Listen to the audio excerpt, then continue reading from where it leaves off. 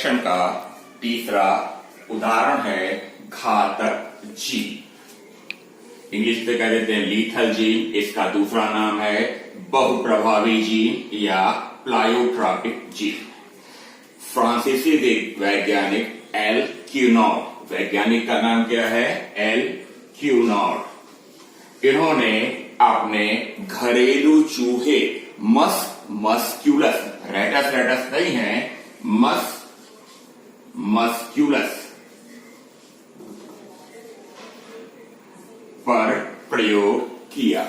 उन्होंने जो है बताया कि मस्क्यूलस भूरे चूहों में त्वचा का पीला रंग जो है वो भूरे रंग के ऊपर प्रभावी होता है। भूरे रंग को फ्रांसीसी भाषा में कह देते हैं एगोटी।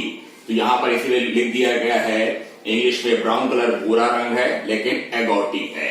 तो यहां पर जो है जब उन्होंने पीले और एगोटी अर्थात भूरे चूहों के बीच में संकरण कराया तो उन्होंने क्या देखा कि ये जो अनुपात आ रहा है पीले और एगोटी चूहे, पीले और भूरे चूहे का, वो 1:1 के अनुपात में उत्पन्न हो रहा है।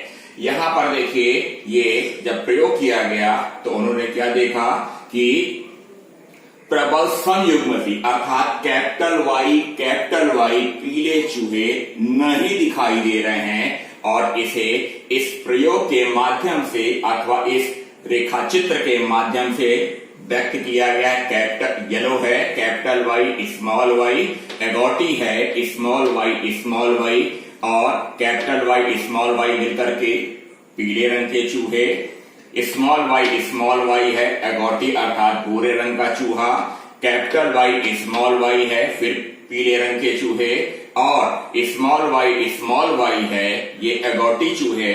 तो आप कह सकते हैं कि 2 पीले 2 एगोटी अर्थात पीले और भूरे चूहे का अनुपात कितना आया?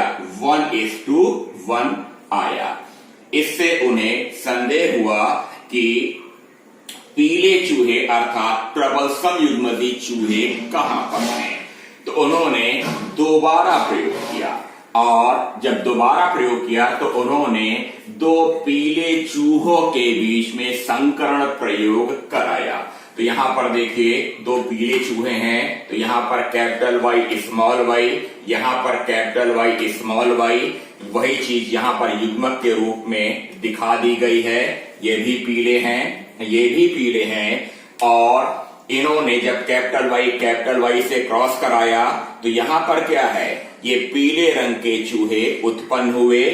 यहां पर जो है कैपिटल वाई स्मॉल वाई से कराया तब क्या है? पीले रंग के चूहे यहां पर भी उत्पन्न हुए। स्मॉल वाई है, ये कैपिटल वाई है तो ये भी क्या है? Capital Y small Y heterozygous है, ये भी हेट्रोजाइगस है, ये भी क्या है? पीले रंग के हो गए। लेकिन स्मॉल वाई जो है एगोटी हुए। लेकिन जब उन्होंने इसका अध्ययन किया तो उन्होंने क्या देखा?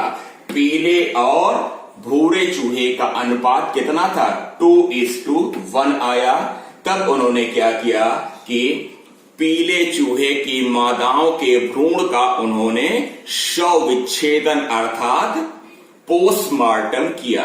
और जब उन्होंने पोस्टमार्टम किया तो उन्होंने क्या देखा कि ये जो वाई एलील है, ठीक है, ये येलो एलील को प्रदर्शित कर रहा है। इसके 2 प्रभाव हैं अर्थात कैपिटल वाई प्रबल समयुग्मजी दशा में ये डेड अर्थात मृत हो जाते हैं। वही चीज यहां देखिए इस चेकरबोर्ड में दिखाई गई है। प्रबल समयुग्मजी चूहे जो है केवल भ्रूणी अवस्था के अंत में मृत हो जाते हैं, इसलिए विकसित नहीं होते हैं। और पीले चूहे की जो विषम युग्मजी दशा है वो जीवित रहते हैं। तो इससे निष्कर्ष क्या निकाला गया? निष्कर्ष निकाला गया कि प्रबल समयुग्मजी दशा में ये मृत हो जाते हैं अर्थात ये घातक जीन की तरह व्यवहार करते हैं। दूसरी हेडिंग क्या है? बहुप्रभावी जीन। तो कैपिटल वाई का जब प्रबल समयुग्मजी है तब ये मृत हो गए, जब विषम युग्मजी है तब क्या है? ये जिंदा हैं, ये अलग अलग प्रभाव हो गया, जिसे कह देते हैं बहुप्रभावी जीव। धन्यवाद।